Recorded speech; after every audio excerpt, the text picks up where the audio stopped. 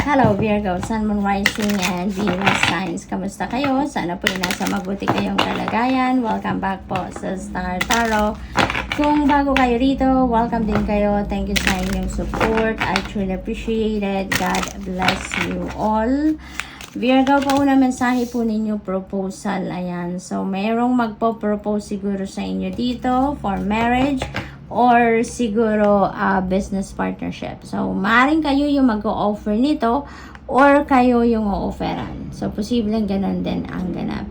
Kung wala naman kayo sa posisyon, no, na meron kayong pagpo-propose ng kasal or kayo yung po-propose ng kasal, maybe meron kayo ditong a-attendan siguro, no, na engagement party. Posibleng ganun din ang ganap. We have Angel. Napakaswerte ninyo. You're so blessed. You're so lucky.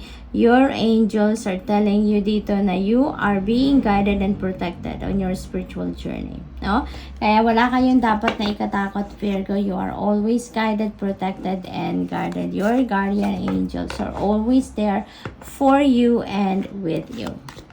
We have Eagle. You will soar towards your destiny with greater clarity and strength. Napakaganda. Kasi, alam nyo, you know pretty much where you are heading. You know pretty much kung saan kayo papunta. Ano yung intention ninyo. Ano yung goal ninyo dito. So, good luck to that. What else? Embrace friendship. Ayan, ang iba sa inyo dito is going to focus on your friendly relationships at this time. Maybe this is about nurturing, you know, your friendly relationships now with your friends. Maaari din na you are building a new friendship dito, no, with someone. Posibleng ganun din ang ganap. You're meeting friends as well dito, new friends, no. Dance. Ayan. So, dancing could be literal na yun ang passion ninyo. Maybe this is what you really love to do. Siguro for the longest time, parte ito, major, part ito ng buhay ninyo. Pero for some reason, maybe nagkaroon kayo ng disconnect with dancing. Kaya, ngayon parang pukaw ito sa inyo na once again, no, get the dancing back into your life. Kasi maaaring yun din ang hinihingi ng inyong sitwasyon. This could be in the form of exercise or this could be, yun ang ginagawa ninyo to unwind. Possible na ganun ang sitwasyon dito. And this is an invitation for you to get back to dancing. Okay? We have use your power. Yan, gamitin ninyo ang inyong kapangyarihan, your personal power, at huwag ninyong hayaan na dinidiktahan kayo ng ibang tao. Okay? Don't allow other people to run your life because in the first place, this is your life. Okay? So, dapat kayo maging direktor ng sarili ninyong kwento. Kumbaga, kaya gamitin ninyo ang inyong kapangyarihan. Use your willpower. Alright? At tignan natin kung ano pa ang ganap. We have the sun energy. You are so blessed. You are so lucky dito because there are going to be a lot of changes happening sa buhay ninyo and this is positive changes. There are a lot of movements sa buhay ninyo dito. Positive changes coming your way. Happiness, joy coming your way. Material success, financial success, at marami pang ibang magagandang bagay, amazing things that are about to happen sa buhay ninyo at this time.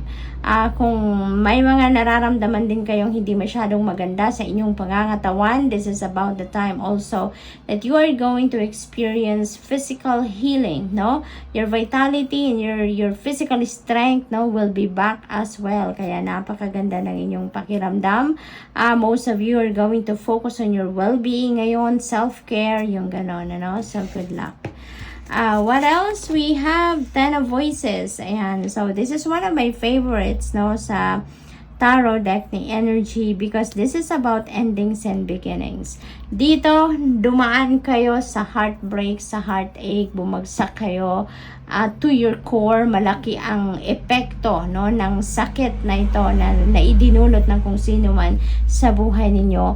For the longest time, yung parang nahirapan kayo, hinarbor ninyo yung sama ng loob, na-depress kayo at some point dito, stressed out kayo dito. But now you're ready to bounce back. Now you're ready to move on. You're ready to move forward with your life. Handa na kayong yakapin dito ang bagong buhay, bagong umaga. Handa na kayong tumungo papunta kung saan kayo magiging masaya muli, kung saan kayo mahahanap ninyo ang tranquility, kung saan mahahanap ninyo yung serenity and peace and harmony. So that's really beautiful. So, we also have Three of Voices. Ayan. So, nasaktan talaga kayo, no? Dito kayo nang gagaling, Virgo.